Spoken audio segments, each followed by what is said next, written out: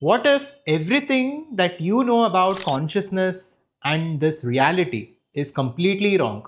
Now, what is consciousness? What is reality? This thinking and this pursuit has been going on for thousands and thousands of years. Philosophers from across the world have been exploring this reality for millennia. And some of the most famous worldviews on reality and some of the famous philosophies are as follows. There is Pantheism, there is Panpsychism, there is Solipsism, and then there is Advaita Vedanta.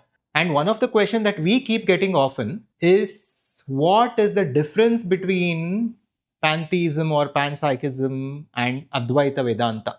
So, primarily, these are Western philosophies which were developed by Western philosophers. And as you all know, Advaita Vedanta is an ancient tradition in India. This is the core foundation of Sanatana Dharma, which was propounded and which was revived by Adi Shankaracharya.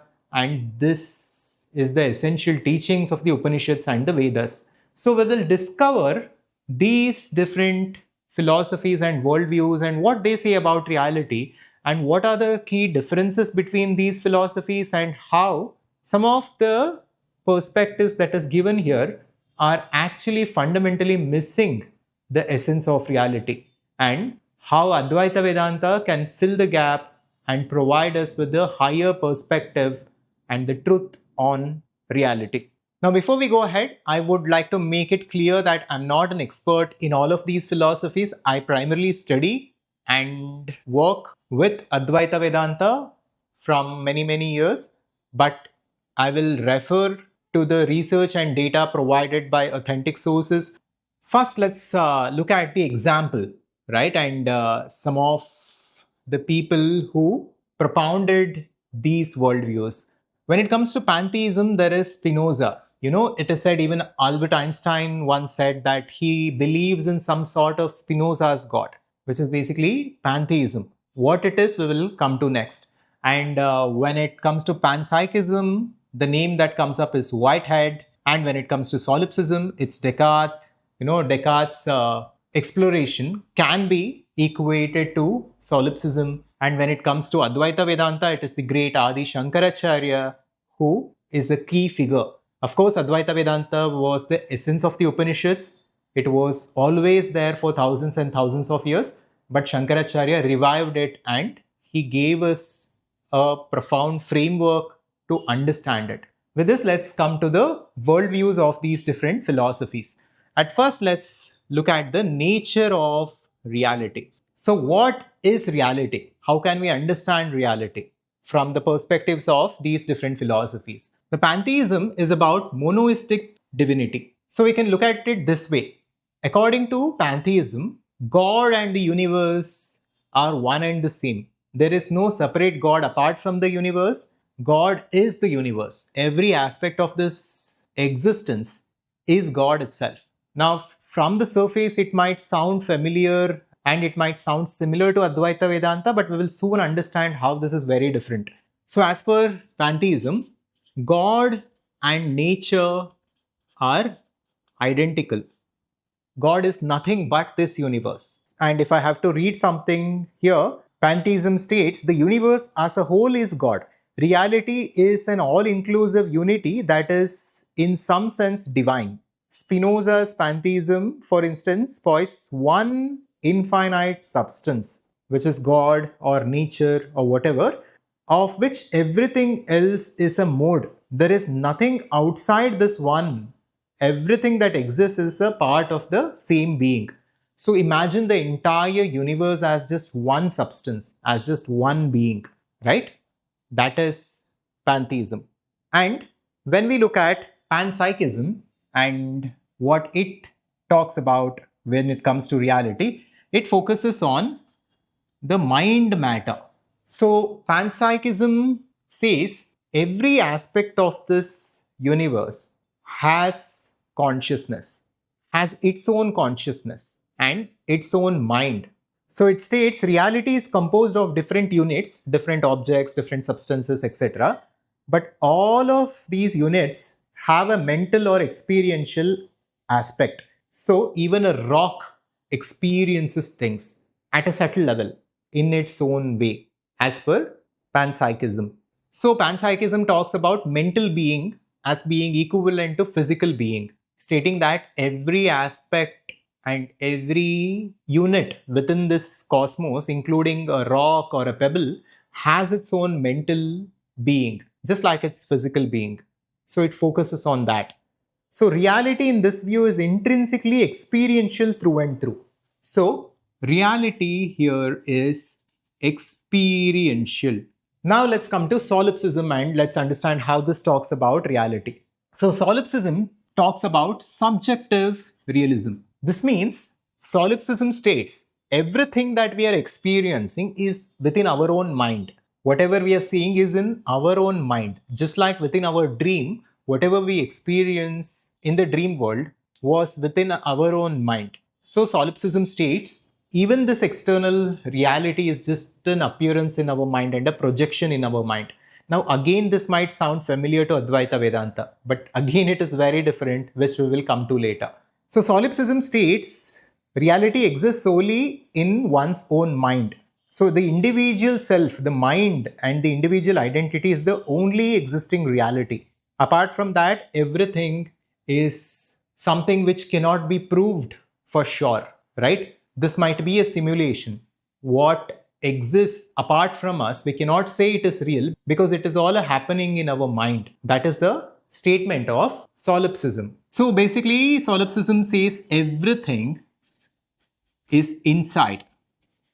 Nothing is outside of us. Reality is within, and it is within our own mind. Now let's come to the ancient Advaita Vedanta and what it says about the nature of reality. Advaita Vedanta is a very, very unique and a very deep perspective on reality. Of course, from the surface, some of the statements made in these different philosophies might be similar to Advaita Vedanta, but it is fundamentally very different. First of all, Vedanta says there is one absolute reality that it calls Brahman. Shankara said, Brahma Satya Jagat Mithya Jivo Brahmaiva Napara. Brahman, or the infinite consciousness, is real and absolute. Apart from that, everything else, the duality, the separation, and whatever we experience currently is an appearance. It's a temporary phenomenon within consciousness. So, Brahman is looked at as the ultimate reality in Advaita Vedanta. And this explanation of Brahman, what it is fundamentally different from any of the other philosophies. Here, Pantheism looks at reality in this way. God and nature are one and the same. Advaita Vedanta does not say this. Advaita Vedanta says Brahman is not equivalent to nature or this universe. Brahman, of course, is the fundamental reality. In one way, Brahman is the universe also, because Advaita is non-duality. It states internal, external, object, subject are fundamentally one and the same at the ultimate level. But it goes even deeper. It goes even further to state ultimately there is only Brahman. So, Brahma Satya.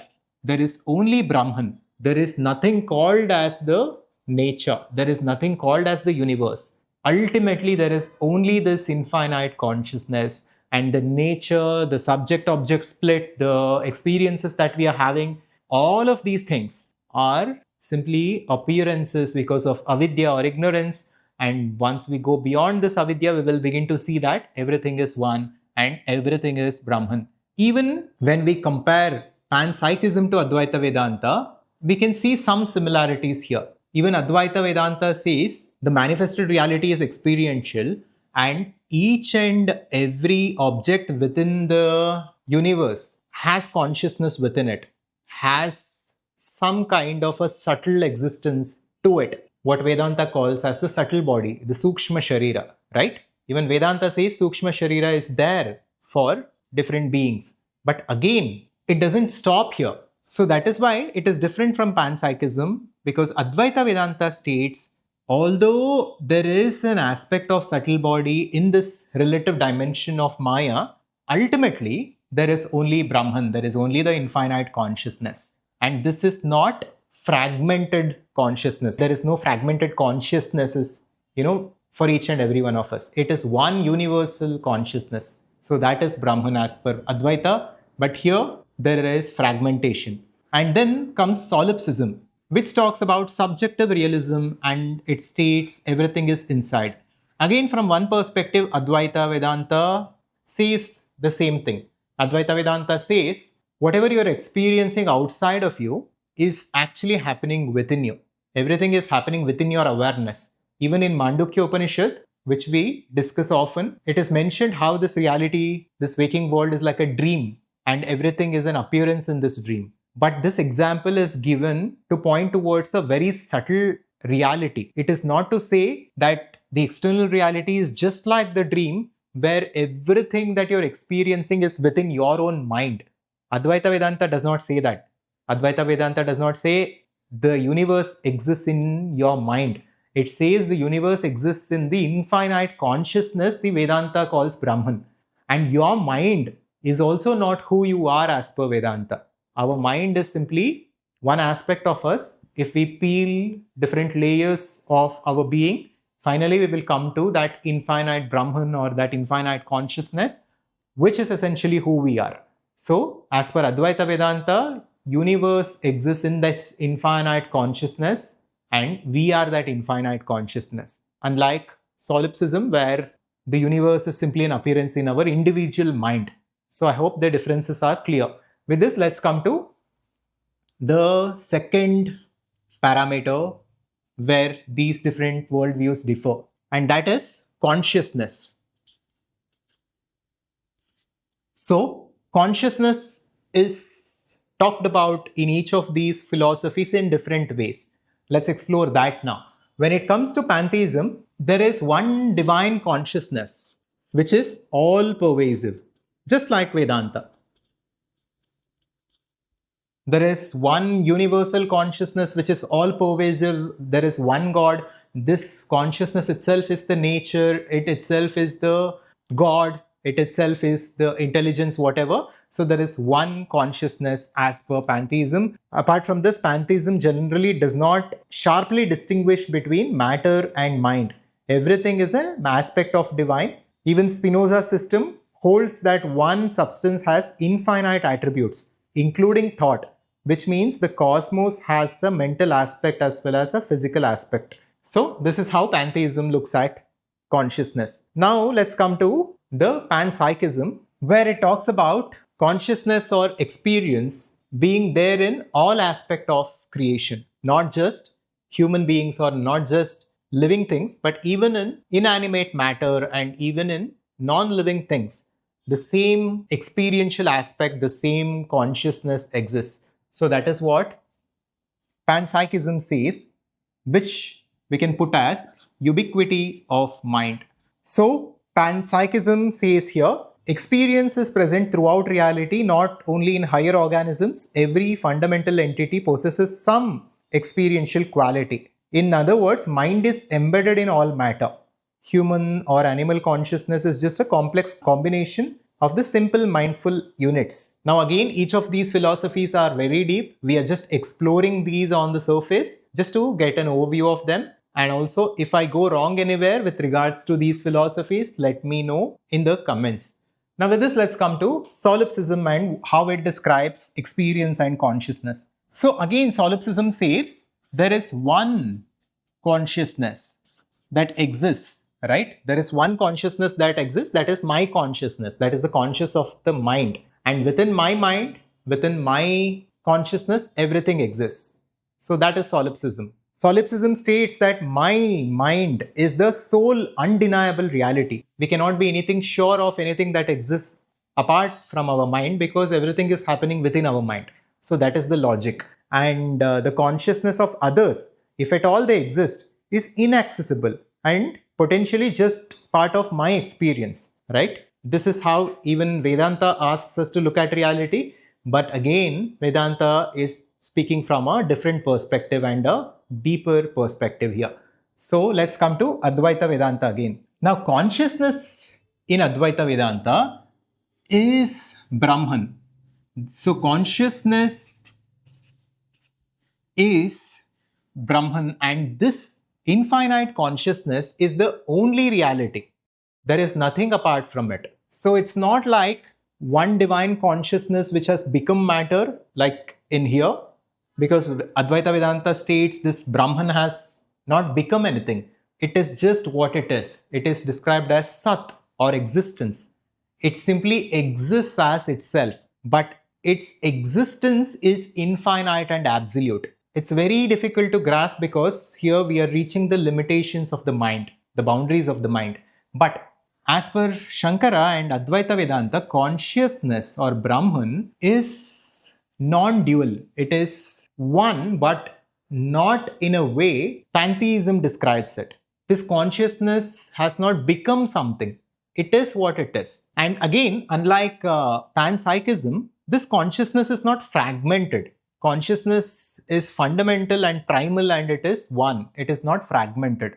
And coming to Solipsism, although it states one consciousness, the consciousness of Solipsism is perhaps referring to the mind, to the individual awareness. Here Vedanta differs because Vedanta clearly differentiates between Brahman or Atman, that is the infinite consciousness, and the awareness of the mind, which is Chidabhasa, that is reflected consciousness or channeled consciousness. So what Vedanta calls Chidabhasa, the channeled consciousness of the mind, that is what Solipsism perhaps is referring to as that one consciousness within which everything exists. But Vedanta says Chidabhasa is not in which the universe is. The universe is an appearance in the infinite consciousness, the true nature of us, which is currently identified with a individual ego, and because of it, the infinite consciousness is channeling through that identification, or it is reflecting on that identification, and we are experiencing the awareness of the mind.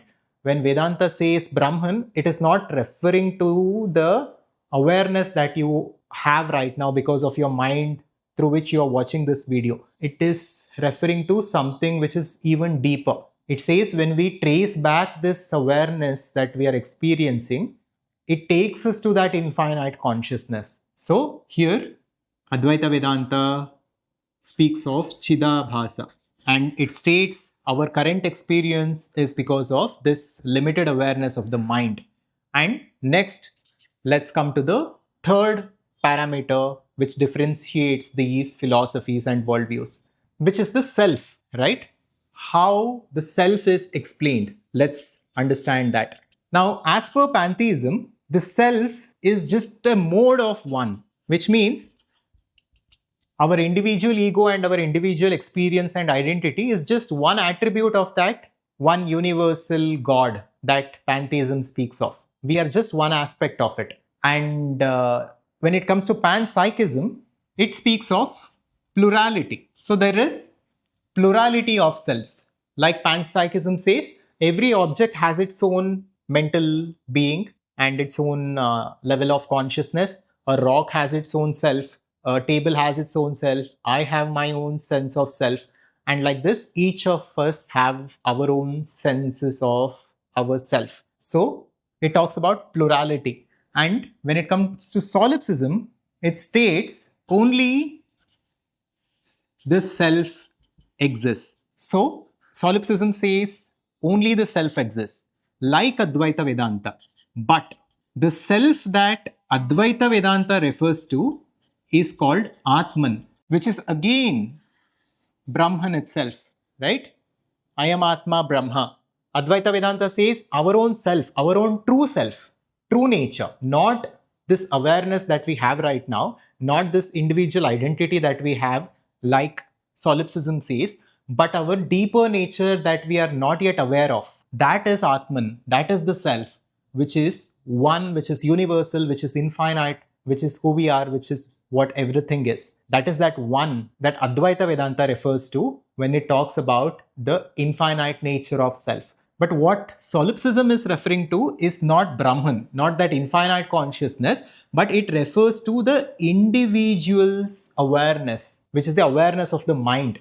With this, let's come to the fourth parameter, that is God or the ultimate reality. How each of these philosophies look at God or the ultimate reality, the source. That is what we will discuss now. Now, again, like we discussed earlier, as per Pantheism, God is the world. So there is no difference between the world and the God. God is the world and the world is God. Everything is made up of one substance and everything is one. So that is Pantheism. When it comes to Panpsychism, it says God is not necessary to understand reality. So the existence of God is not necessary for us to comprehend this reality, and each and every one of us have our own sense of self and our own consciousness and our own mental being, and there can be God, there may not be God, there are different theories, there are different interpretations, but God is not a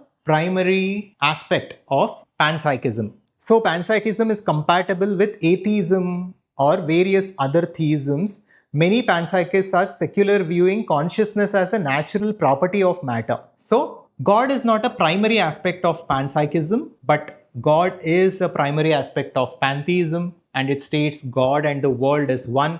Again, we will see how this is different from Advaita Vedanta's explanation of God and reality. Before that, let's come to Solipsism. So to a solipsist, God is just another mind. So since Solipsism states that everything that we are experiencing is a happening within our own awareness, that is the awareness of the mind, Solipsism states even if there is a God outside, it is simply an appearance in our own mind. So God is again not a fundamental aspect of reality as per Solipsism. So God is just another object or another experience or another consciousness, which again is an appearance in our consciousness of the mind. So God is not a primary aspect of this philosophy. So Solipsism states God's existence is doubtful. No claim about God can be certain since it would be outside of my mind. Whatever is outside of me, how can I be sure of it? And this is a valid question which Advaita Vedanta resolves. In a way, Advaita Vedanta is a culmination of all these philosophies and even more, and it gives the complete conclusion on reality, not just intellectually, but Shankara calls Advaita Vedanta an intuitive science, right? It is intuitive. We can experience it step by step.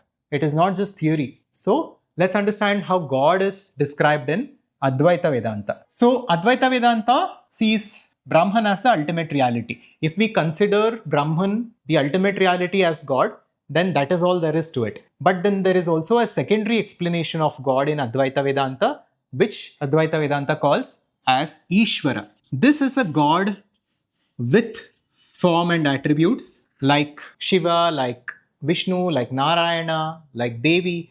These are different manifestations of this Brahman within the manifested universe of Maya, within the world of duality for our benefit. So that infinite consciousness or Brahman in this relative dimension manifests as that God with attributes and forms to help and guide humanity and to take us in the right direction and to help us in different ways. So this is Ishvara, but as per Advaita Vedanta again, Ishvara is nothing but Brahman. It is just an appearance in Brahman from our individual perspective of avidya.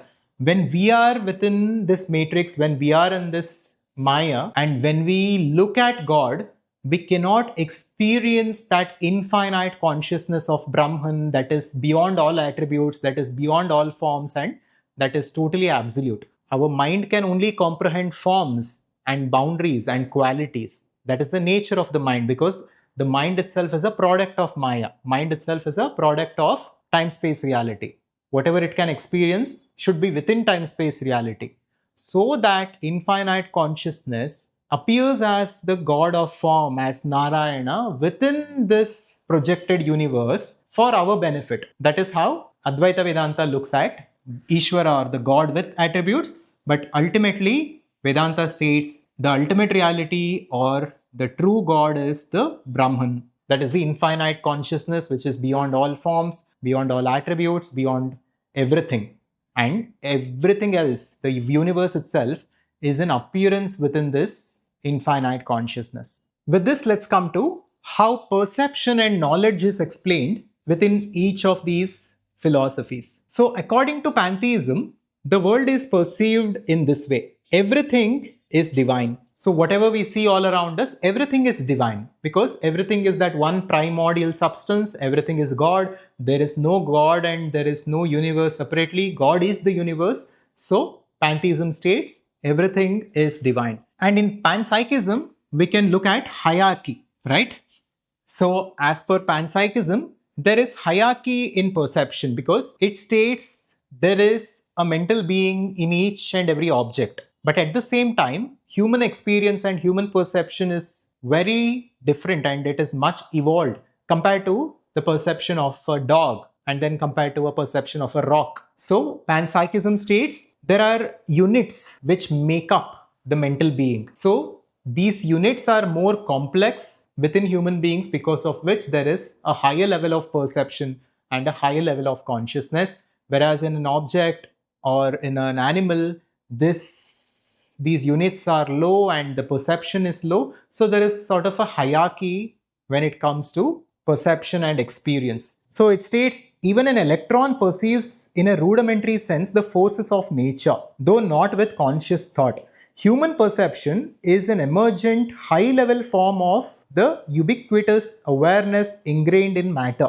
So the knowledge of the world is continuous with the world's knowing of itself. The divide between subject and object is bridged by the fact that both are manifestations of the same consciousness matter substance. So this is how Panpsychism talks about perception and experience. And when it comes to Solipsism, it looks at experience and perception as private. It is just one mind. It is just we as an individual mind who is perceiving this world and we are knowing this world. There is nothing outside of us. Everything is within us and we are just knowing what is within us. So all perception is a form of imagining. The things I see, I hear, I touch are entirely within my mind. I have no ground to say they correspond to an external reality independent of me. So solipsism is about extreme skepticism. The external world, the other minds, even logical and scientific truths are not certain. Only the immediate fact of my consciousness is. It is a very true exploration.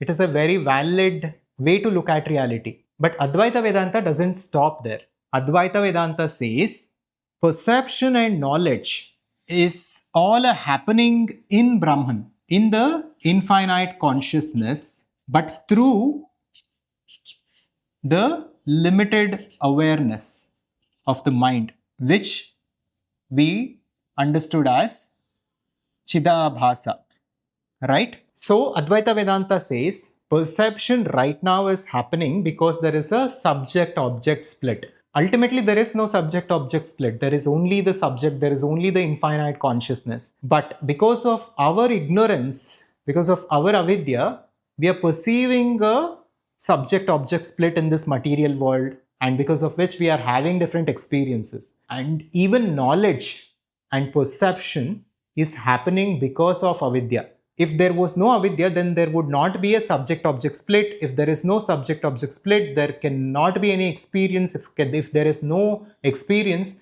then how can knowledge and perception happen? Then there is only the truth. There is only Brahman, the ultimate reality. So, knowledge and perception as per Advaita Vedanta happens in this relative dimension of Maya. Because there is duality here, because we are ignorant of our true nature, because there is time, space and causation, we perceive different things from this limited identification and we gain knowledge of different things. And even when it comes to knowledge, Vedanta differentiates between the higher knowledge and the lower knowledge. Higher knowledge or Brahma Jnana is about exploring Brahman, the essential nature of reality, and transcending this dualistic world. The lower knowledge is relative knowledge. Mathematics, science and learning different things, whether it is fashion, whether it's automobiles, all these things are lower forms of knowledge, and pursuing reality and the knowledge of Brahman is the higher knowledge as per Vedanta. With this, let's come to the final parameter, that is liberation or enlightenment.